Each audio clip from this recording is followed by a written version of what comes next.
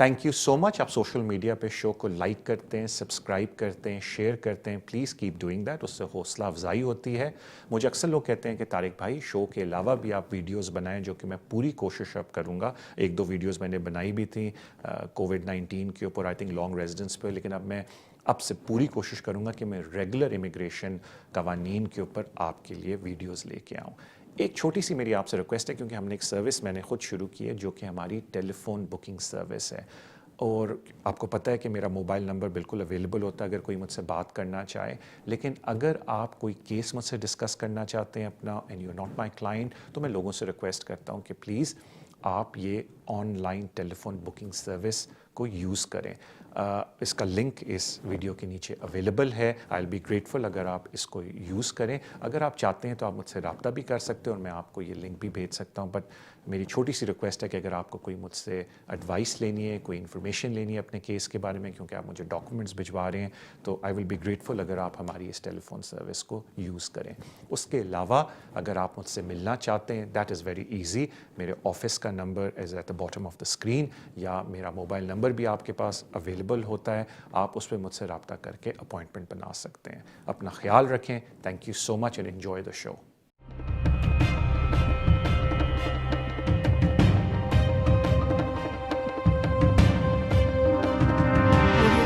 अस्सलाम वालेकुम, welcome to the show immigration with Tariq. Show का फॉर्मेट अभी तक आपको पता होगा। अगर आपका इमिग्रेशन का कोई भी मसला है, आप इस शो में कॉल कर सकते हैं। मैं पूरी कोशिश करूँगा कि मैं आपको ऐसी इन्फॉर्मेशन दूँ जो आपके लिए फ़ायदेमंद साबित हो सके। कॉल्स लेने से पहले कपल ऑफ इम्पॉर्टेंट थिंग्स। एक बात मैं आपसे रिक्वेस्ट करना चाहता हूँ कि जब आप टेलीफोन पे होते हैं तो टीवी की आवाज़ आहिस्ता कर लें, क्योंकि फिर आप थोड़ा डिले हो जाता है टेलीफोन के ऊपर आपसे बात करते हुए। जब मैं आपको जवाब दे रहा हूँ तो उस वक्त टेलीविज़न पे मेरा जवाब सुन लें। इससे पहले कि मैं कॉल्स का सिलसिला शुरू करूँ, मैं एक छोटी सी बात क्लैरिफाई करना चाहता हूँ लोगों को, बिकॉज़ किसी ने मुझे फ़ोन करके सवाल पूछा कि जी जो एक्सटेंडेड फैमिली मेम्बर या फैमिली मेम्बर की एप्लीकेशन है, हमें ये तो पता है कि यूरोपियन नेशनल का तो आईडी वेरीफाई हो जाती है वो ईयू सॉफ्टवेयर से, लेकिन अगर मैं फैमिली मेम्बर हूँ या मैं अनमैरिड पार्टनर हूँ और मैं प्री सेटल स्टेटस डालना चाहता हूँ, तो वो ऐप के ऊपर वो कहते हैं आपके पास रेजिडेंट कार्ड या रेजिडेंट परमिट होना चाहिए, वरना वो ऐप के थ्रू एक्सेप्ट नहीं करे मेरी एप्लीकेशन। तो उसका दूसरा हल ये है कि जब आप डायरेक्ट एप्लीकेशन के अंदर जाते हैं, प्रूव योर आईडी ऐप के थ्रू नहीं, वेबसाइट के ऊपर, तो वहाँ एक ऑप्शन होता है कि जी मैं अपना पासपोर्ट अभी डाल देता हूँ डिटेल्स, और मैं आपको अपने डॉक्यूमेंट्स बाद में पोस्ट में भेज दूँगा। तो जब आप वो वाला ऑप्शन क्लिक करते हैं तो फिर आप एप्लीकेशन के अंदर जा सकते हैं और आप अपनी अनमैरिड पार्टनर या फैमिली मेम्बर की प्री सेटल स्टेटस एप्लीकेशन डाल सकते हैं, बेशक आपके पास रेजिडेंट कार्ड या रेजिडेंट परमिट ना हो ऑलरेडी। तो ये बात मैं थोड़ा सा क्लेरिफाई करना चाह रहा था। So thank you for that. अपने पहले कॉलर की तरफ चलते हैं। अस्सलाम वालेकुम। Hello hello. हेलो जी, अस्सलाम वालेकुम। जी वालेकुम सलाम। जी अपना सवाल पूछ जी लें। तारिक भाई से बात करनी है। जी मैं बोल रहा हूँ, अपना सवाल पूछ लें और टीवी पे जवाब सुन लें। जी तारिक भाई, मेरा दो सवाल है बेसिकली। एक तो ये है कि मैंने 12 जुलाई को एप्लीकेशन की थी अपनी बेटी के लिए, registration of a child as British citizen, जिसकी अपॉइंटमेंट बायोमेट्रिक जो मिली है नेक्स्ट वीक में। मैंने पूछा था बस बायोमेट्रिक हो जाए तो उसके बाद कितनी देर लगेगी, क्योंकि ऑलरेडी 2.5 मंथ्स हो चुके हैं। और दूसरा मैंने ये क्वेश्चन करना था कि मैं हूँ पेरेंट रूट ऑन 5 ईयर, तो मैंने A2 का टेस्ट पास किया था, तो मुझे अगली एक्सटेंशन के लिए भी क्या A2 का टेस्ट पास करना पड़ेगा या वो एक दफा पास कर लेने काफी है? ये दो क्वेश्चन थे। Thank you very much. Thank you so much मेरे भाई। देखें, जो पहली बात है वो ये है कि इस वक्त होम ऑफिस के पास बहुत वर्कलोड है। अगर आपके बायोमेट्रिक हो गए, स्वाय सब्र के आप कुछ नहीं कर सकते। मैं सिर्फ दुआ कर सकता हूँ कि आपका वीज़ा इशू हो जाए, लेकिन प्लीज़ सब्र से काम लें। अनकरीब होम ऑफिस आपको डिसीजन दे देगा। जो मुझे समझ आई आपके सवाल की, क्योंकि आज थोड़ी सी आवाज़ ख़राब आ रही है सिस्टम पे, लेकिन थोड़ा ऊंचा सारे बोलें, आई विल बी ग्रेटफुल। जो सेकंड आपका सवाल था मेरे भाई वो ये था इंग्लिश टेस्ट का। ये जो आपके इंग्लिश एबिलिटी टेस्ट होते हैं ये वैलिड होते हैं 2 साल के लिए। थोड़ा सा डिफरेंट रूल होता है। अगर आप indefinite leave to remain apply करें या नेशनलाइजेशन अप्लाई करें, तो वो बोलते हैं नेशनलाइजेशन के अंदर फॉर एग्जांपल कि अगर आपने कोई ऐसा टेस्ट इस्तेमाल किया है जो 2 साल से पुराना हो गया लेकिन अभी हमारी नई लिस्ट में वो टेस्ट है, तो आपको नया टेस्ट करने की ज़रूरत नहीं है। लेकिन अदरवाइज़ हर 2 साल बाद आपको नया इंग्लिश टेस्ट देना है, डिपेंडेंट ऑन के उस वक्त कवानीन की क्या सूरत हाल होगी। तो इट्स ऑलवेज़ इम्पॉर्टेंट कि जब आप अप्लाई कर रहे हो उस वक्त देखें कि कानून क्या बोलता है, लेकिन as a rule of thumb अगर 2 साल से पुराना टेस्ट हो गया तो आपको नया टेस्ट देना पड़ेगा। Thank you so much sir आपकी कॉल का। अगले कॉलर की तरफ चलते हैं। अस्सलाम वालेकुम। हेलो। अस्सलाम वालेकुम तारिक भाई। जी वालेकुम अस्सलाम। तारिक भाई मेरे आपसे 2 सवाल हैं। जी मैंने अप्लाई करना है अपना इंडेफिनेट, तो मेरा उसमें मुझसे पूछा गया, मैं फॉर्म फिल किया है तो उसमें पूछा गया है कि मेरे पास नेशनल आईडी कार्ड, मैं पाकिस्तान से हूँ तो मेरे पास वैलिड नेशनल आईडी कार्ड है या नहीं। लेकिन मेरा नेशनल आईडी कार्ड एक्सपायर हो गया है, तो क्या मेरे लिए वो नेसेसरी है उसको बना के वैलिड उसमें लगाना, या मैं विदाउट नेशनल आईडी कार्ड के भी अप्लाई कर सकती हूँ। और दूसरा मेरा क्वेश्चन ये है कि मेरे हस्बैंड हैं जिनका कोई स्टेटस नहीं है, लेकिन हमारा एक बेबी है, अबाउट 2 इयर्स का बेबी है, तो क्या मैं अपने हस्बैंड की सारी डिटेल इस फॉर्म में डालूं, क्योंकि उन्होंने मेरे मेरे साथ तो अप्लाई करना नहीं है, तो later on the basis of my child को अप्लाई करेंगे, तो क्या मुझे उनकी सारी डिटेल इसमें देना जरूरी है? Because we are not married here, हमने सिर्फ निकाह किया है, तो हमारी लीगली मैरिज तो यहाँ पे रजिस्टर्ड नहीं है। तो मुझे आपसे बस ये 2 सवाल पूछने थे, प्लीज काइंडली इसका आंसर कर। Thank you so much ma'am आपकी कॉल का। जहाँ तक नेशनल आइडेंटिटी कार्ड की बात है, जो नादरा कार्ड है आपके लिए बीइंग फ्रॉम पाकिस्तान, वो होना आपके लिए मैंडेटरी नहीं है। एज लॉन्ग एज आपके पास पासपोर्ट है दैट इज़ गुड इनफ। जहाँ तक बात आपके हस्बैंड की आती है, देखिए मैम मैं हमेशा रिक्वेस्ट करता हूँ लोगों से कि एप्लीकेशन में, वैसे आप भी ये बिल्कुल कर रही होंगी, कि हर चीज़ फैक्चुअल लिखें, कि जो आपकी फैमिली सर्कमस्टांसेस हैं उन्हीं को लिखें। तो अगर आप मैरिड हैं, आपकी बात बिल्कुल दुरुस्त है कि जो पाकिस्तानी निकाह है या जो मस्जिद में निकाह किया जाता है उसको ये लोग रिकग्नाइज़ नहीं करते, लेकिन आप अनमैरिड पार्टनर की कैटेगरी में तो एक तरह से आते ही ना, अगर आप लोग 2 साल से इकट्ठे रह रहे हैं। तो इट इज़ वेरी इंपॉर्टेंट कि आप इस बात का ख्याल रखें कि अगर आपका कोई पार्टनर है तो उसको बिल्कुल एप्लीकेशन के ऊपर डिस्क्लोज़ करें, बिकॉज अगर आपकी एप्लीकेशन बच्चे की बेस है या लॉन्ग रेजिडेंस की बेस पे तो वो उसको कंसिडर करेंगे। लेकिन अगर आपके पार्टनर हैं आपकी रिलेशनशिप में तो उनको ज़रूर मेंशन करें, उससे कोई एडवर्स इफेक्ट आपकी एप्लीकेशन पे नहीं पड़ेगा। Thank you so much ma'am आपकी कॉल का। अगले कॉलर की तरफ चलते हैं। अस्सलाम वालेकुम। हेलो। हेलो जी अस्सलाम वालेकुम। जी, मेरा सवाल ये है कि मैं 2000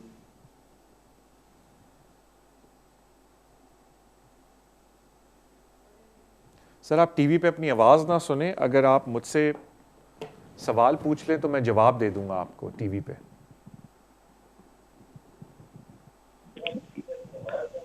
ओके सर। जी सर आप फिर टीवी पे मेरे ख्याल से आवाज़ सुन रहे हैं मेरी। हेलो। हेलो, अस्सलाम वालेकुम। जी अस्सलाम वालेकुम। जी, मेरा क्वेश्चन है, मैंने मेरी अम्मी के लिए वीज़ा के लिए एप्लीकेशन दी थी। अम्मी को वीज़ा मिल गया। मार्च के पहले मार्च में मेरी अम्मी आने वाली थी, पर कोरोना वायरस की वजह से फ्लाइट कैंसिल हो गई इंडिया से, और मेरी अम्मी की जो वीज़ा है आते महीने की 12 तारीख को ख़त्म हो जाएगा। तो उनकी ऑलरेडी टिकट तो बुक की है, पर इंडिया से फ्लाइट यहाँ पे आ नहीं सकती है, ये मुश्किल हुई है। तो अब क्या करे, वापस री एप्लीकेशन देना पड़ेगा या फिर उनको यही वीज़ा पे ये अलाउड करेंगे? Thank you so much. देखिए अगर आपकी वीज़ा की एक्सपायरी हो गई है तो फिर तो बेहतर है कि आप नई एप्लीकेशन दोबारा डालें, वही सारे डॉक्यूमेंट अप टू डेट डालें। उम्मीद यही की जाती है कि क्योंकि उन्होंने डॉक्यूमेंट की बेसिस के ऊपर पहली दफ़ा वीज़ा दे दिया था तो दोबारा विज़िट वीज़े में प्रॉब्लम उनको नहीं होनी चाहिए उन्हीं डॉक्यूमेंट्स की बेस पे, एज लॉन्ग एज आप उनको अपडेट भी करें। ये ना हो कि 6 महीने पुराने डॉक्यूमेंट्स आप लगा दें मार्च के, आपको सारे अप टू डेट सारे डॉक्यूमेंट्स लगाने पड़ेंगे।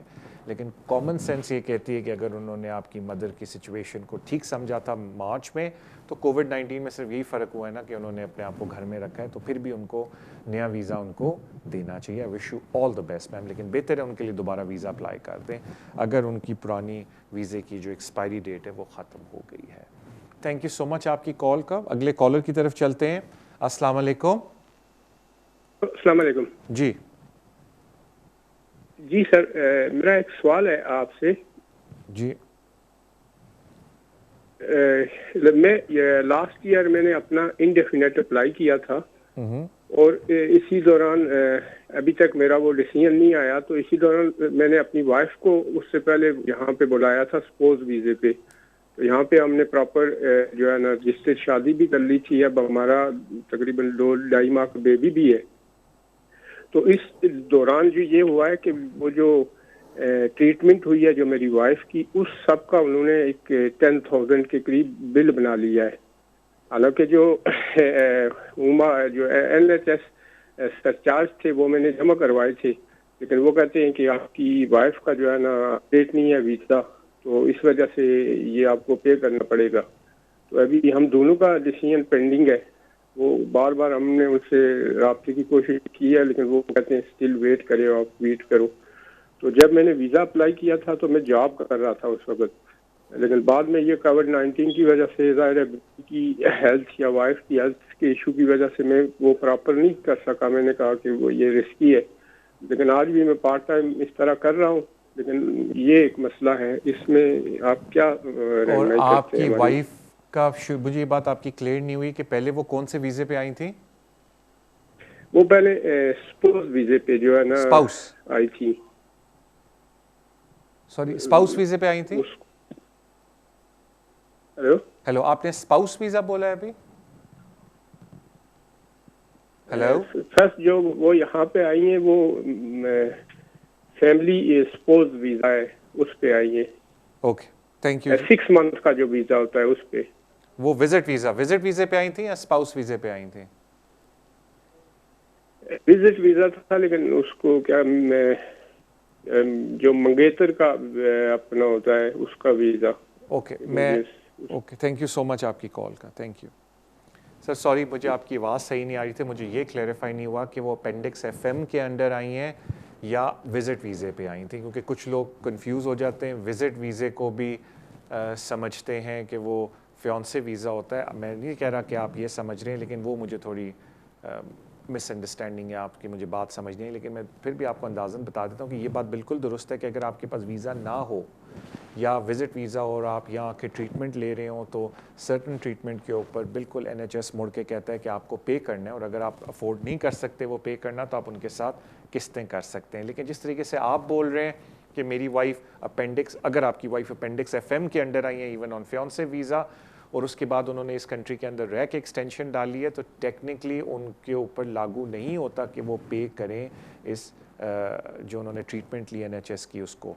तो मेरे ख्याल से बेहतर यह है कि आप किसी कॉम्पिटेंट पर्सन से रब्ता करें, ताकि वो ये देख सकें कि आया आपकी मिसेस अपेंडिक्स FM के अंडर आई थी, या जो आप अपेंडिक्स FM समझ रहे हैं उनका एक्चुअली वहाँ विज़िट वीज़ा अप्लाई हुआ था। बिकॉज कभी कभी होता है, मैं लोगों से बात करता हूँ, वो जिक्र करते हैं इस वीज़े का, लेकिन जब डॉक्यूमेंट देखते हैं तो वीज़ा कुछ और निकलता है। मैं ये नहीं कह रहा कि आपसे भी मिसअंडरस्टैंडिंग हुई है, शायद आई डू अपोलोजाइज, मुझसे समझने में मिसअंडरस्टैंडिंग हुई है। तो अगर अपेंडिक्स FM के अंडर आई थी तो फिर थोड़ी अनरीजनेबल बात है कि अगर वो बोल रहे हैं कि जी आपने पैसे देने हैं अनलेस आपका कोई ओवर स्टे बीच में पीरियड था। लेकिन अगर वो विज़िट वीज़े पे आई थी और विज़िट वीज़े के बाद आपने अपेंडिक्स FM के अंडर अप्लाई किया है, तो फिर they are within the right ये बोलने के लिए कि जो बच्चा यहाँ हुआ है, जो ट्रीटमेंट हुई है, आपने उसके पैसे देने। इवन आपने IHS सरचार्ज पे किया हो FM एप्लीकेशन के वक्त, जो FLR-FP एप्लीकेशन डाली हो, बिकॉज वो क्लॉक टिक होनी शुरू होती जब वीज़ा मिल जाए। तो मुझे ये नहीं पता कि वो जो 6 महीने का पीरियड है वो अपेंडिक्स FM के अंदर था या विजिट के अंदर था, तो उसके लिए आपको किसी कॉम्पिटेंट पर्सन से बात करनी चाहिए। थैंक यू सो मच आपकी कॉल का। अगले कॉलर की तरफ चलते हैं। अस्सलाम वालेकुम। वालेकुम सलाम। जी हेलो जी, मुझे अपने वीज़े के बारे में कुछ पूछना था। जी, मैं 2014 में इस कंट्री में आई थी जी, और 5 ईयर का रूट था मेरा। अब मैंने 5 ईयर के बाद दोबारा अप्लाई किया इंडेफिनेट के लिए जी, तो उन्होंने मुझे 2-3 माह के बाद उन्होंने लेटर लिखा है होम ऑफिस ने कि तुम्हें तो 30 मंथ से भी कम टाइम हुआ है इस कंट्री में आए हुए, हालांकि मुझे 60 मंथ हो गए यहाँ पे रहते हुए। जी, तो वो कह रहे हैं कि 30 मंथ से भी कम टाइम हुआ है और तुम्हारे जो वेजेस है उसकी भी प्रॉब्लम है। हालांकि मेरी उसकी कोई प्रॉब्लम नहीं है, वो भी मेरी 19,600 समथिंग कुछ है मेरे हस्बैंड की। और वो कह रहे हैं कि अब तुम्हारा ना हम वीज़ा 10 ईयर के रूट पे चलाएंगे। तो अब मुझे इसके लिए दोबारा अपील तो की है, लेकिन अब उसका कोई वो जवाब नहीं दे रहे। अब मुझे आगे क्या करना होगा? अगर मैं आगे केस चलाऊं तो मुझे समझ नहीं आ रही कि अब मुझे आगे क्या करना होगा। थैंक यू सो मच आपकी कॉल का मैम। देखें, पहली बात तो ये है कि उन्होंने आपको वीज़ा दे दिया 10 ईयर का। तो अगर आपको होम ऑफिस से कोई प्रॉब्लम है कि उन्होंने जो डिसीजन लिया है वो ठीक नहीं लिया, तो फिर आपको जुडिशल रिव्यू करना पड़ेगा, बिकॉज राइट ऑफ अपील तो उन्होंने आपको दी नहीं है, बिकॉज उन्होंने आपको 10 साल के रूट पे वीज़ा दे दिया है। तो उसका तरीका ये होता है, वीज़ा नहीं दिया उन्होंने। वो कह रहे थे कि आप इसकी दोबारा फी जमा कराओ वीज़े की। ओके 1,000 कोई फी जमा कराओ। हालांकि मैंने ना 2400 वो कुछ जो फी है उनकी वो जमा करवाई थी मैंने। ओके जो इंडेफिनेट की जो फी है वो मैंने जमा करवाई थी, लेकिन वो कह रहे थे कि 1,000 और कोई फी दो तो हम तुम्हारा आगे 10 ईयर रूट पे वीज़ा चलाएंगे। लेकिन मैं समझ गया आपके साथ क्या हुआ, मैं अर्ज कर देता हूँ। Thank you ma'am. सॉरी आपकी आवाज़ क्लियरली आ नहीं रही थी। होता ये है कि जब लोग सेटलमेंट की एप्लीकेशन डालते हैं तो उसमें कोई IHS की पेमेंट नहीं होती। जिस तरह आपको पता है कि सेटलमेंट की जब आप एप्लीकेशन डालते हैं वही 23-2400 देते हैं, उसमें कोई IHS की पेमेंट नहीं होती। कभी कभी होता है अगर लोग सेटलमेंट की एप्लीकेशन डालें और वो सेटलमेंट के कवानीन को फुलफ़िल ना करें, यानी कि पूरे ना उतर सकें, तो होम ऑफिस मुड़ के कहता है कि ठीक है हम आपको 10 ईयर रूट पे डाल देते हैं और हम आपकी एप्लीकेशन को FLR FP एप्लीकेशन कंसिडर करते हैं। क्योंकि वो FLR FP एप्लीकेशन कंसिडर कर रहे हैं, उसमें 1,000 पाउंड IHS का होता है, तो वो बेसिकली आपसे 1,000 पाउंड उस IHS के मांग रहे हैं। होम ऑफिस के पास ऐसा कोई मैकेनिज्म नहीं है कि जो आपने पैसे उनको दिए हैं उनमें से वो IHS के निकाल लें। तो उन्होंने आपको बोला है कि जी ये लें जी, आप अगर वीज़ा चाहती हैं तो आपको 10 ईयर रूट पर डालेंगे, और ये लें जी हम आपको देते हैं 10 ईयर का वीज़ा अगर आप IHS भी पे कर दें। आप अगर आपके पास है थोड़ा टाइम, बिकॉज सारी बात उनके पास एक स्पेसिफिक टाइम आपको देते हैं, तो आप उनको रिकन्सिडरेशन के लिए बोल सकते हैं। लेकिन एक बात का ख्याल रखें कि अगर आप रिजेक्ट करेंगे अपनी एप्लीकेशन को, तो आप ये भी होम ऑफिस को कह सकते हैं कि जी मुझे ये वीज़ा नहीं चाहिए, आप मुझे रिफ्यूज़ करें और मुझे in country right of appeal दें ताकि मैं उसको चैलेंज कर सकूं उस डिसीजन को। तो फिर बेस्ड ऑन कि आप क्या समझ रहे हैं आप उस डिसीजन को चैलेंज कर सकते हैं। सिर्फ जो मैं पहले गलत ये समझा, आपकी बात हुई कि शायद उन्होंने वीज़ा आपको दे दिया है, तो अगर उस सूरत में वीज़ा दिया होता है या आप कहती हैं ठीक है ये लो पैसे मुझे वीज़ा दे दो, मैं बाद में चैलेंज करूँगी, तो फिर जारी बात है क्योंकि उन्होंने आपको वीज़ा दे दिया तो in country right of appeal नहीं देंगे। तो फिर जो आपके पास सिर्फ हल होता है वो ये होता है कि आप प्री एक्शन प्रोटोकॉल करेंगे और फिर जुडिशल रिव्यू करेंगे होम ऑफिस के खिलाफ कि जी ये आपने डिसीजन गलत लिया है। ऑल्दो मुझे 10 ईयर का वीज़ा तो दिया लेकिन मैं एलिजिबल हूँ इंडेफिनेट के लिए।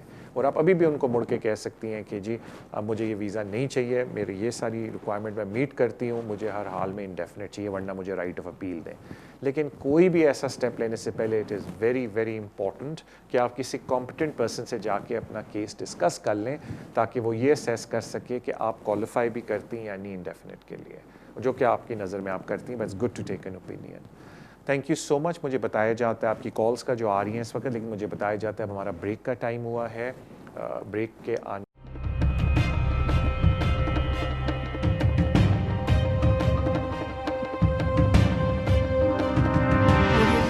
वेस्ट लंदन सोलिसिटर्स, अगर आपका कोई भी कानूनी मसला हो आप हमें कांटेक्ट कर सकते हैं। हम स्पेशलाइज करते हैं in the areas of immigration, asylum and nationality issues, business rate disputes, housing benefit and tax credit issues. हमारी टीम रेजिडेंशियल कन्वेंसिंग भी करती है और हम सिविल लिटिगेशन डिस्प्यूट्स को भी हैंडल करते हैं। अगर आपका कोई भी कानूनी मसला है तो आप हमसे आज ही राब्ता कीजिए on 0208 571 1001। Our website is westlondonsolicitors.com. West London Solicitors, working with you.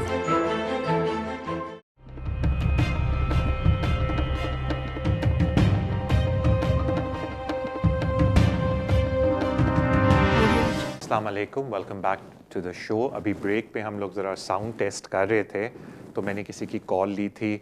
मैं बहुत खुश हूँ कि उनकी सिटीज़नशिप एप्लीकेशन अप्रूव होगी, लेकिन उन्होंने एक बात का मुझसे ज़रूर ज़िक्र किया, तो मैंने कहा सर मैं उसका जवाब आपको लाजमी दूंगा।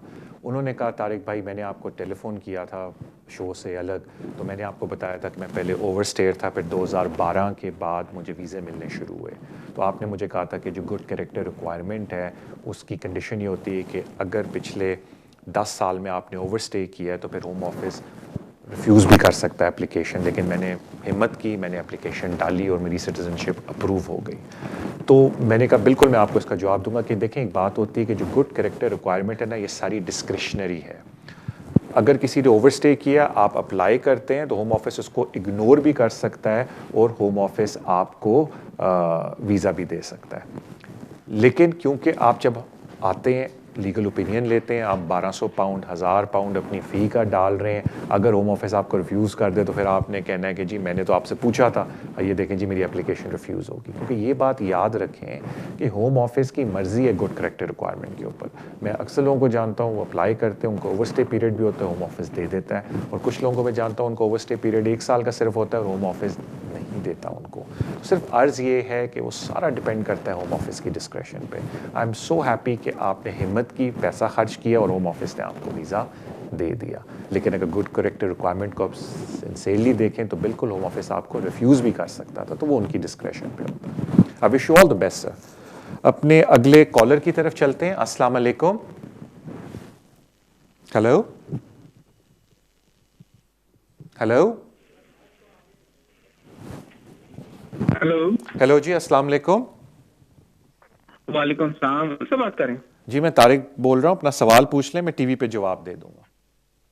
जी सर, मैं पूछने ये चाह रहा था कि मेरी वाइफ ने पाकिस्तान मेरे स्पाउस वीजे के लिए मैं अप्लाई करना चाह रहा हूँ, तो वो A1 उसने पास कर लिया था लेकिन 2 साल का एक्सपायर हो गया, तो अब दोबारा उसको करना पड़ेगा कि वो एक्सपायर सर्टिफिकेट चल सकता है उसका? और कोई सवाल आपका? स्पाउस वीजे के लिए। और कोई सवाल आपका? ये बस एक ही सवाल था? जी सर। बस और तो कोई सवाल नहीं ना आपका, मैं जवाब दे दूं आपको? बस ये, अच्छा जी, मेहरबानी सर जी। क्योंकि वो वैलिड सिर्फ 2 साल के लिए होता है तो उनको दोबारा टेस्ट देना पड़ेगा आइल्स का, और एक दफ़ा जब वो आइल्स का टेस्ट दे दें तो फिर इंशाल्लाह ताला ऑफ कोर्स TB वगैरह के साथ और बाकी रिक्वायरमेंट्स आप फुलफ़िल कर रहे हैं तो आप उनकी एप्लीकेशन डाल सकते हैं, बट क्योंकि वो एक्सपायर हो चुका है टेस्ट, उनको दोबारा आइल्स का टेस्ट देना पड़ेगा। Thank you so much sir आपकी कॉल का। अगले कॉलर की तरफ चलते हैं। अस्सलाम वालेकुम। हेलो हेलो हेलो जी, अस्सलाम वालेकुम। हेलो हेलो जी, अपना आप सवाल पूछ लें और टीवी पे जवाब सुन लें। अच्छा तारिक साहब, मेरा सवाल ये है, बेसिकली मेरे ब्रिटिश नेशनल है और मेरे बच्चे भी हैं और उनके पास भी ब्रिटिश पासपोर्ट है, मेरी वाइफ के पास ILR है। अब अगर फॉर एग्जांपल मैं कहीं इंग्लैंड से बाहर ट्रेवल करता हूँ, फॉर एग्जांपल स्कॉटलैंड वगैरह पे या स्कॉटलैंड वगैरह पे जाता हूँ, तो मुझे ऑन द स्पॉट वीज़ा मिलेगा मेरी वाइफ को या उसके लिए मुझे वीज़ा अप्लाई करना पड़ेगा स्कॉटलैंड वगैरह के लिए? या फॉर एग्जांपल मैं यूरोप जाता हूँ, पोर्चुगल वगैरह, उसके लिए? थैंक यू सो मच यार। स्कॉटलैंड तो बीच में ही आता है यूनाइटेड ग्रेट ब्रिटेन के, तो उधर के लिए तो आपको वीज़े की ज़रूरत नहीं है आपकी वाइफ का, अगर उनके पास स्पाउस वीज़ा है। मैं यूरोपियन का तो इतना करता नहीं हूँ, लेकिन ये बात ज़रूर है कि अगर आप यूरोप वो जाती हैं, she is on A Pakistani passport या इंडियन पासपोर्ट, तो उनको फिर विज़िट वीज़ा लेना पड़ेगा, तो वो आप ऑन द स्पॉट तो यू रियली रिस्किंग इट। आप बेहतर ये, और वो जाने भी नहीं देते इस तरह से, बेहतर ये है कि आप जाने से पहले उनका शेंजन वीज़ा या जिस भी कंट्री में आप ट्रैवल करने का सोच रहे हैं आप अप्लाई कर दें। लेकिन स्कॉटलैंड, वेल्स और नदर्न आयरलैंड जाने के लिए आपकी वाइफ को वीज़े की ज़रूरत नहीं, बिकॉज जो उनके पास ऑलरेडी स्पाउस वीज़ा है वो इन जगहों को कवर करता है। सिर्फ अगर आप रिपब्लिक ऑफ आयरलैंड जाएँ तो फिर उनको दोबारा वीज़े की ज़रूरत है।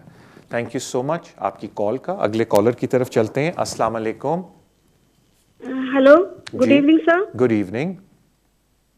मैंने आपसे एक सवाल करना था, पूछना था कि मेरी स्टेप डॉटर जो कि सितंबर में एज ए स्टूडेंट वीज़ा, वो इंडिया से क्वालिफाइड थी, स्टाफ नर्स, रजिस्टर्ड नर्स, यहाँ पे उसने लंदन में BSc के लिए एडमिशन लिया था। उसके बाद यहाँ पर हमने अक्टूबर के अंदर, सितंबर में वो आई थी लास्ट ईयर, अक्टूबर में उसकी शादी कर दी थी। वो जो लड़का वो 8 साल से यहाँ पे रहता था। अब उसके पास एक 20 दिन की लड़की है। तो मैंने आपसे ये पूछना था, क्योंकि कोरोना स्टार्ट हुआ था जब यूनिवर्सिटी बंद हो गई थी, उसने जाना बंद कर दिया था, नहीं जा रही थी। अभी उसके पास बेबी है, तो पूछना था उनका लिविंग अप स्टेटस क्या हो सकता है। What do you mean by living status? समझा नहीं मैं आपकी बात। मीन्स रहने के लिए, मतलब उनके वो कैसे अप्लाई कर सकते हैं, वीजा या पासपोर्ट या कुछ हो सकता है। और लड़के के पास क्या स्टेटस है जिससे शादी हुई है? नहीं, उसके वो भी यहाँ पे कच्चा ही है। ओके, देखिए पहली तो इम्पॉर्टेंट बात ये है कि इट्स वेरी इंपॉर्टेंट कि वो किसी कॉम्पिटेंट पर्सन के पास जाके अपनी एडवाइस लें। लेकिन एक जनरल बात मैं आपसे करता हूँ, ह्यूमन राइट एप्लीकेशन की बात करते हैं। जब जुलाई 2012 में कवानीन आए थे ह्यूमन राइट के, तो जो मोस्ट पॉपुलर कानून आया वो आया कि जी अगर बच्चे को यहाँ 7 साल हो जाए, डजंट मैटर बच्चा यहाँ पैदा हुआ या नहीं, लेकिन अगर बच्चे को यहाँ 7 साल हो जाएं, इलीगल बंदे को इधर 20 ईयर्स हो जाएं, इलीगल बंदे को लेस देन 20 ईयर्स हों, लेकिन सिग्निफिकेंट फैक्टर्स हैं कि वो अपनी कंट्री में इंटीग्रेट नहीं कर सकते, या इलीगल बंदे की या ओवरस्टेयर की एज 18 से 25 के बीच में and they lived half their life है। तो जो मोस्ट पॉपुलर वीज़े थे ह्यूमन राइट के ऊपर वो बच्चे के थे जिनको यहाँ 7 साल हो चुके हों, या जिन लोगों को यहाँ इलीगली 20 ईयर्स हो चुके हों।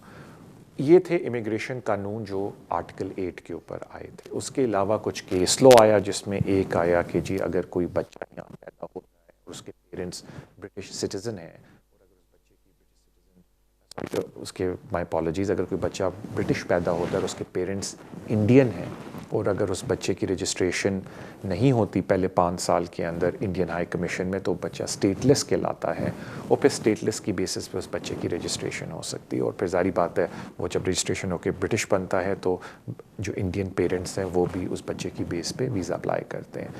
अब इन कवानीन के अलावा, केस लॉ के अलावा, एक आर्टिकल 8 है। आर्टिकल 8 जो right of family in private life है, वो कहता है अगर कोई बड़े कंपैशनेट ग्राउंड है किसी भी केस के अंदर तो हम वीज़ा देंगे। अब जो उसका बार है ना वो बहुत बहुत बहुत बहुत हाई है।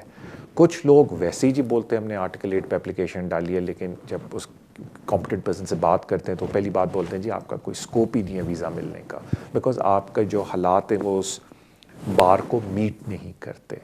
तो इट इज़ वेरी इंपॉर्टेंट कि वो किसी कॉम्पिटेंट पर्सन से बात जाके करें ताकि वो उनसे सारे सवाल जवाब पूछ सकें, एंड होप वो किसी ऑनेस्ट बंदे के पास जाएं ताकि वो उनको ऑनेस्टली बता सकें कि भाई आपके केस में मेरिट है भी या नहीं। It's very important. Thank you so much आपकी कॉल करना। I wish the best for your daughter. अगले कॉलर की तरफ चलते हैं। अस्सलाम वालेकुम। हाँ जी, अस्सलाम वालेकुम जी। मैं पीजे के बोलदा जी वोलसल तो जी। मैं पूछना चाह रहा हूँ कि मेरे पास OCI है और मेरे पास ब्रिटिश पासपोर्ट है। मैं इस पासपोर्ट पर कई दफा गया हूँ, तो इस दफा मेरे को एयरपोर्ट पर डका उन्होंने, बोलते कि तुम हमारा पुराना पासपोर्ट लेके आओ।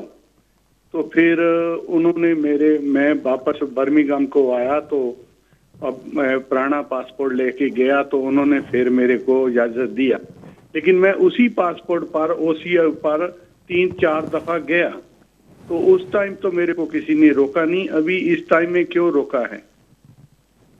थैंक यू सो मच आपकी कॉल का। मैं अभी सुना है कि ब्लू पासपोर्ट लेने वाले हैं, तो उसको रेड ब्लू पासपोर्ट का कोई चेंज होने वाला है या कोई फर्क तो नहीं पड़ेगा?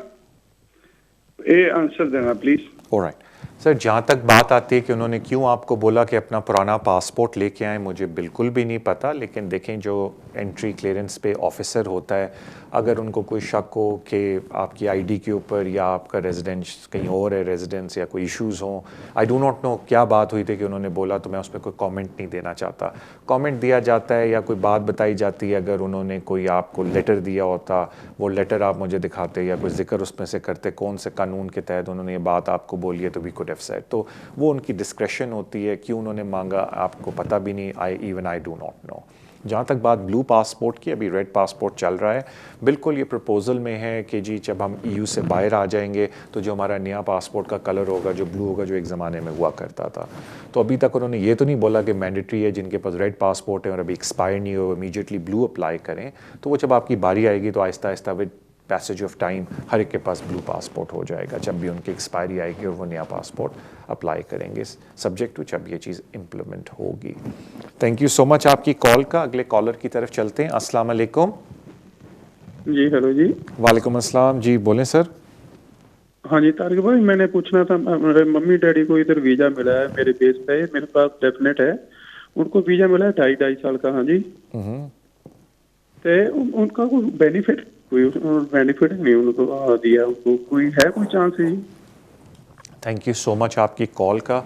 सर मैंने इसके ऊपर एक वीडियो भी की थी, अगर आपको याद हो कि अगर आपको रिकोर्स टू पब्लिक फ़ंड चाहिए किसी भी एप्लीकेंट को तो उनको होम ऑफिस को एप्लीकेशन डालनी पड़ती है, और आजकल कोविड-19 की वजह से होम ऑफिस बहुत नरम हुआ इन एप्लीकेशंस के ऊपर। तो बिल्कुल अगर आपके सर्कमस्टांसेस चेंज हो गए ड्यू टू कोविड-19 और आपकी इनकम डिपेंडेंट्स की, आपकी जो अगर आप किसी को कोई आपका अगर डिपेंडेंट है, आपकी इनकम कम हुई है और उस पर भी हर्ज उन पर भी पड़ रहा है, तो बिल्कुल बाय ऑल मीन्स आप होम ऑफिस से रिक्वेस्ट कर सकते हैं चेंज ऑफ सर्कमस्टांसेस की, जिसमें आप एक एप्लीकेशन होम ऑफिस के पास डालेंगे और मैं उम्मीद करता हूं कि वो आपके हक पे फैसला दें और रिकोर्स टू पब्लिक फ़ंड खोल दें। लेकिन उसके लिए पहले आपको स्पेसिफिक एप्लीकेशन होम ऑफिस के साथ डालनी पड़ती है।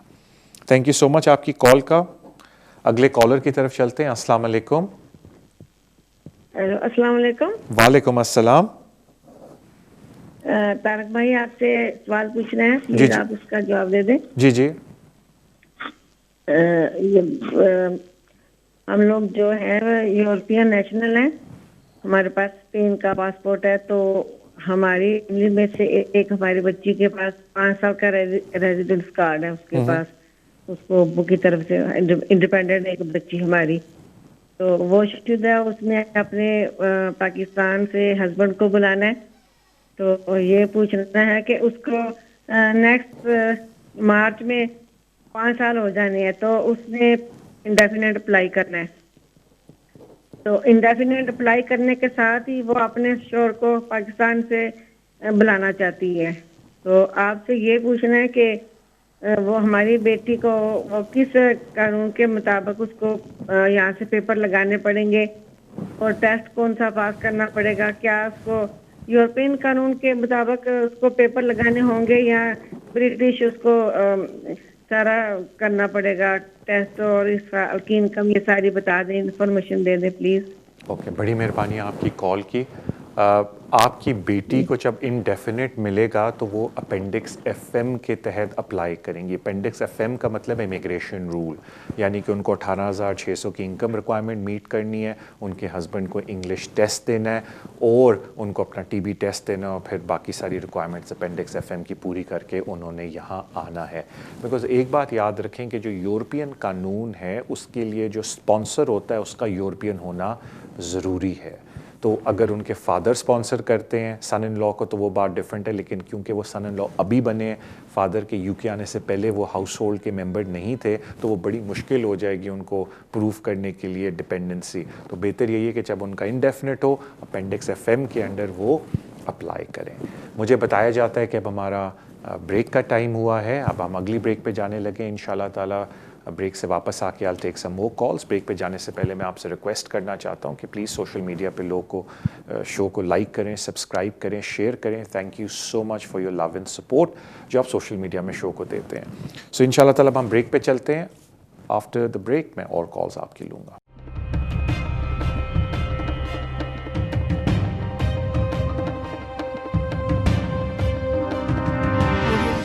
वेस्ट लंदन सोलिसिटर्स, अगर आपका कोई भी कानूनी मसला हो आप हमें कांटेक्ट कर सकते हैं। हम स्पेशलाइज करते हैं in the areas of immigration, asylum and nationality issues, business rate disputes, housing benefit and tax credit issues. हमारी टीम रेजिडेंशियल कन्वेंसिंग भी करती है और हम सिविल लिटिगेशन डिस्प्यूट्स को भी हैंडल करते हैं। अगर आपका कोई भी कानूनी मसला है तो आप हमसे आज ही राब्ता कीजिए on 0208 571 1001। Our website is westlondonsolicitors.com. West London Solicitors, working with you.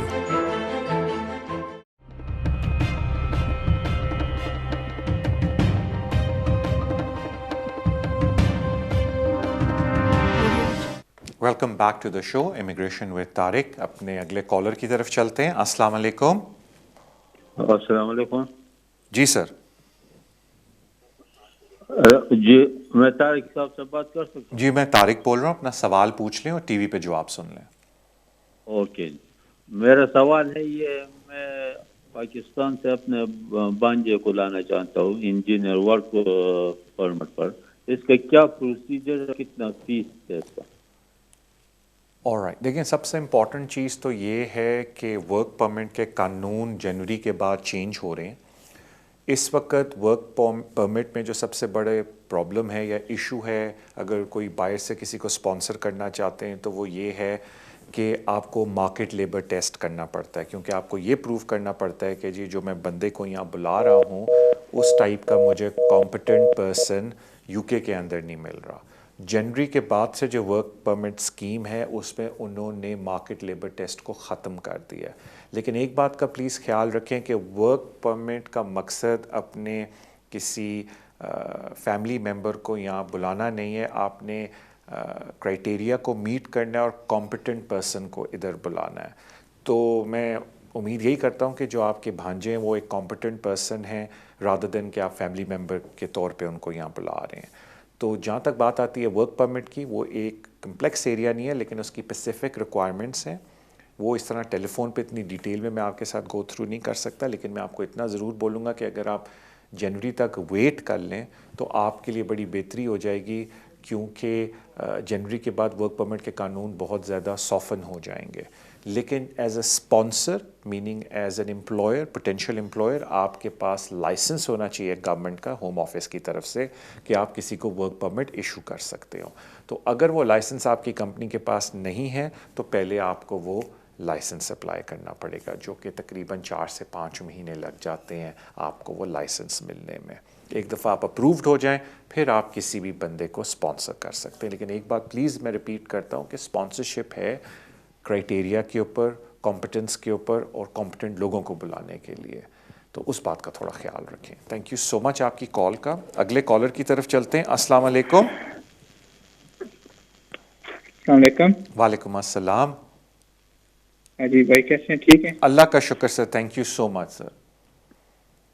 जी भाई मैंने आपसे पूछना था कि मेरे पास इटालियन पासपोर्ट है, तो मैंने अपनी जो सिस्टर है उसका बेटा इटली में है, तो जो सिस्टर है उसके पास और उसके बेटे के पास पाकिस्तानी पासपोर्ट है। तो जो उनका हस्बैंड है उसने आज तकरीबन 8 साल पहले पाकिस्तान से तलाक भेजी थी, तो महीने उन्होंने नादरा का कार्ड बनाया तो उस पर उसके हस्बैंड का नाम लिख कर आया। तो मैंने उसके अपनी सिस्टर के फॉर्म फिलअप किए कराए वकील से, तो वकील ने फिर बोला कि यहाँ से नादरा पर उसके हस्बैंड का नाम ही आया तो हमें वो लिखना पड़ेगा कि सेपरेट हैं, डिवोर्स नहीं लिखना पड़ेगा। तो वो आपसे ये पूछना था कि आप प्लीज़ ये बता दें कि इसका क्या हाल है, मैं थोड़ा इस चीज़ से परेशान हूँ। देखिए, मैं लोगों से एक ही रिक्वेस्ट करता हूँ कि एप्लीकेशन में हमेशा फैक्चुअल इन्फॉर्मेशन लिखें। तो अगर वो डिवोर्स्ड हैं या सेपरेटेड हैं फिर भी आपको हस्बैंड की डिटेल्स देनी पड़ती हैं किसी भी एप्लीकेशन के अंदर। तो बिल्कुल घबराने की बात नहीं, अगर वो डिवोर्स्ड हैं या सेपरेटेड हैं तो बिल्कुल हस्बैंड की डिटेल्स लिखें। सिर्फ उस सूरत में डिटेल्स नहीं लिखनी पड़ती जहाँ आप सिंगल हों, लेकिन जहाँ आप डिवोर्स्ड हैं, सेपरेटेड हैं, जैसे आप उस ड्रॉप डाउन मेन्यू पे उसको सिलेक्ट करते हैं तो अक्सर हर एप्लीकेशन के अंदर होम ऑफिस आपसे पूछता है कि अच्छा अपने पास्ट या फॉर्मल पार्टनर्स की डिटेल्स जमा कराएं, जो फिर आपको करानी चाहिए। बिकॉज मैं हमेशा इस बात पे बिलीव करता हूँ कि होम ऑफिस या कहीं भी आप एप्लीकेशन करें फैक्चुअल इन्फॉर्मेशन दें, वो आपके लिए बेहतरी होती है। तो आप बिल्कुल ना घबराएं, बिल्कुल सही इन्फॉर्मेशन दें, बिकॉज जो आप उनके लिए वीज़ा अप्लाई करें उसकी कंडीशंस मीट होनी चाहिए।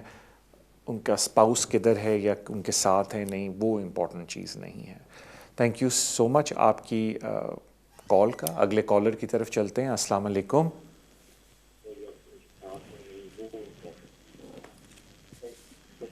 जी अस्सलाम वालेकुम भाई। जी भाई अपना सवाल पूछ लें। जी तारिक भाई, मेरा क्वेश्चन ये है कि मैंने पाकिस्तान वाइफ को स्पोर्ट्स वीज़ा के लिए स्पॉन्सर किया है और 28 जुलाई को पासपोर्ट सबमिट करवाया है। तो मैंने पूछना ये है कि ये कितना टाइम 17 वर्किंग डेज तो हो गए हैं तकरीबन, तो ये कितना टाइम लेंगे? एक क्वेश्चन तो ये है। और दूसरा क्वेश्चन सर ये है कि जो टीवी टेस्ट था वो 5 अगस्त को एक्सपायर हो चुका है, लेकिन मेरे सोलिसिटर ने एप्लीकेशन जो है ना ऑनलाइन सबमिट वो 12 मई को की थी। पासपोर्ट सबमिट हुआ है 28 जुलाई को, एप्लीकेशन 12 मई को हुई थी और टीवी टेस्ट जो है वो 5 अगस्त को एक्सपायर हो गया। उसका तो कोई इशू नहीं है और ये कब तक जवाब आ जाएगा? मैं आपका रिप्लाई टीवी पे सुनूंगा। Thank you sir. हेलो, जाने से पहले मैं आपसे एक सवाल पूछ लूं? अच्छा, वो आप चले गए, कोई बात नहीं। देखिए, इससे पहली बात ये है, छोटी सी रिक्वेस्ट है, मुबारक हो आपको शादी और अल्लाह करे आपकी वाइफ आपके साथ जल्दी आ जाएं अनकरीब। लेकिन इस बात की फ़िक्र ना करें कि टाइम कितना लगेगा, बिकॉज़ होम ऑफिस के पास भी कोरोना वायरस की वजह से रिड्यूस स्टाफ है। थोड़ा वेट कर लें। टीबी टेस्ट का इशू नहीं होना चाहिए, लेकिन अगर वो समझते हैं कि उनको एक नए टेस्ट चाहिए जो कि नॉर्मली मांगते नहीं हैं, तो वो फिर आपको ईमेल कर देंगे। लेकिन आप घबराएं बिल्कुल नहीं, वेट करें। आजकल कॉमन चीज़ है कि होम ऑफिस थोड़ा एक्स्ट्रा टाइम ले रहा है बिकॉज कोविड-19 की वजह से उनके पास overseas and local reduce staff है। तो मैं उम्मीद करता हूँ कि जितनी जल्दी हो सके आपका वीज़ा अप्रूव हो जाए और आप अपनी वाइफ को ज्वाइन कर सकें, या आपकी वाइफ रादर आपको ज्वाइन कर सकें। अगले कॉलर की तरफ चलते हैं। अस्सलाम वालेकुम। हेलो हेलो जी, अस्सलाम वालेकुम। जी सर, मुझे ना लास्ट ईयर मुझे बच्चे के बेस पे 7 ईयर पे मुझे वीजा मिला है जी। तो इस ईयर उन्होंने मुझे मोटरवे पे स्पीडिंग करते हुए पकड़ लिया, तो गाड़ी की स्पीड थी 97। अच्छा।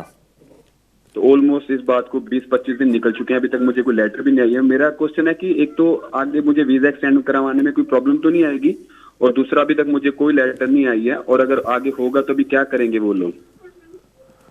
Alright, thank you so much आपकी कॉल का। जहाँ तक है वीज़ा एक्सटेंशन की बात, अगर आपको स्पीडिंग, एक्सेसिव स्पीडिंग का कुछ होता भी है तो I do not think as such कि उस पर कोई एडवर्स इफेक्ट पड़ेगा आपकी एक्सटेंशन के अंदर। आप स्पाउस अपना पेरेंट रूट के ऊपर हैं। वो इशू आता है गुड कैरेक्टर का सेटलमेंट के वक्त या ज़्यादातर नेचुरलाइजेशन के वक्त, not even so much in settlement. और वो भी जिस तरह मैं हमेशा बोलता हूँ कि जितनी भी गुड कैरेक्टर की रिक्वायरमेंट्स हैं वो होम ऑफिस की डिस्क्रेशन के ऊपर होती हैं। तो अभी एटलीस्ट जो एक्सटेंशन है उस पर इस पर एडवर्स इफेक्ट नहीं होना चाहिए। जहाँ तक बात है आपकी स्पीडिंग में पकड़े गए, तो वो फिर पुलिस की डिस्क्रेशन पे है कि अगर, क्योंकि आपका जो मैं समझता हूँ स्पीड बहुत ज़्यादा थी, तो मे बी वो आपको स्पीड अवेयरनेस कोर्स पे ना रखें, वो डिसाइड करें कि हम आपको कन्विक्ट करना चाहते हैं और आपको बोलें कि आप पॉइंट्स लें और कोर्ट में जाएं। तो वो पुलिस वालों की डिस्क्रेशन है, वो जब डिसाइड कर लेंगे तो आपको बता देंगे। कभी कभी वो मौका भी देते हैं कि आप स्पीड अवेयरनेस कोर्स कर लें, बट वो सारा डिपेंड करता है कि वो किस तरीके से इस चीज़ को डील करना चाहते हैं। तो अभी उन्होंने आपको ख़त नहीं भेजा, वेट कर लें, लेकिन इंशाल्लाह आपकी एक्सटेंशन पे उस पर एडवर्स इफेक्ट नहीं पड़ना चाहिए। थैंक यू सो मच आपकी कॉल का। अगले कॉलर की तरफ चलते हैं। अस्सलाम वालेकुम। हेलो हेलो जी, अस्सलाम वालेकुम भाई, अपना सवाल पूछ लें और टीवी पे जो आप सुन लें। जी, अस्सलाम वालेकुम जी। वालेकुम अस्सलाम। जी तारिक सर से बात करनी है? जी जी बिल्कुल जी। मेरा क्वेश्चन 2012 में जब रूल चेंज हो रहे थे, मैंने अप्लाई किया था 14 ईयर पे, वो मुझे इंडेफिनेट मिला 2013 में, रिफ्यूज हो गया, उसके बाद मिला। मैं नेशनलिटी कब अप्लाई कर सकता हूँ, बस ये पूछना था आपसे। और मुझे इंग्लिश का टेस्ट पास करना है, कौन सा? FNU के मैंने किया था, इंग्लिश का कौन सा टेस्ट पास करना है? प्लीज काइंडली बता दीजिए। Thank you. जहाँ तक इंग्लिश टेस्ट की बात है, वो आपको या ट्रिनिटी कॉलेज से पास करना है या IELTS करना है। तो वो जब आप वेबसाइट पे जाके सिलेक्ट करते हैं और आप कहते हैं वीज़ा पर्पस के लिए, तो वो ऑटोमेटिकली वही सिलेक्ट हो जाता है टेस्ट आपके लिए, IELTS या ट्रिनिटी कॉलेज। जहाँ तक बात आती है नेशनलाइजेशन एप्लीकेशन की, तो एक बात का ख्याल रखें कि जब भी आप अप्लाई करते हैं, होम ऑफिस 10 साल वापस जाता है। अगर उस 10 साल के अंदर आपने ओवरस्टे पीरियड कोई गुजारा है, तो there is a good probability कि होम ऑफिस आपको रिफ्यूज़ कर देगा आपकी नेशनैलिटी की एप्लीकेशन। अभी एक साहब ने मुझे ब्रेक में रिंग किया, कहा तारिक भाई मेरा ओवरस्टे पीरियड था, लेकिन मैंने हिम्मत की, अप्लाई किया और होम ऑफिस ने मुझे वीज़ा दे दिया। तो अगर आप हिम्मत करना चाहते हैं, होम ऑफिस की डिस्क्रेशन है, वो आपको वीज़ा दे भी सकते हैं, लेकिन मेजॉरिटी केसेस में अगर आपका पिछले 10 साल के अंदर जब अप्लाई करने लगे नेशनलिटी, पिछले 10 साल के अंदर कोई पीरियड ओवरस्टे का है, तो होम ऑफिस उसको इग्नोर नहीं करता। हाँ, अगर शुरू का 1 साल है सिर्फ, बाद में थ्रू आउट लीगल वीज़े मिले, मे बी वो डिस्क्रेशन आपके फेवर में अप्लाई करे। लेकिन बात वही आ जाती है ना कि अगर आप 1000 पाउंड 1200 पाउंड नेशनैलिटी की एप्लीकेशन के लिए दे रहे हैं, तो फ़र्ज़ तो किसी भी कॉम्पिटेंट पर्सन का ही बनता है कि आपको बता दे कि उनकी पॉलिसी क्या कहती है कि हम रिफ्यूज़ करेंगे। हाँ, अगर वो बाद में ना करें वो उनकी मर्ज़ी है, तो वो फिर आपका रिस्क है। लेकिन अगर सख्ती से पॉलिसी को देखें तो अगर पिछले 10 ईयर्स में आपने ओवरस्टे किया है तो there is a good chance कि होम ऑफिस आपको नेशनैलिटी अप्रूव करके नहीं देगा nationalisation application. Thank you so much आपकी कॉल का। अगले कॉलर की तरफ चलते हैं। अस्सलाम वालेकुम। Hello. Hello. Hello, is that Tariq? This is Tariq, yes. Tariq, my name is Tariq as well.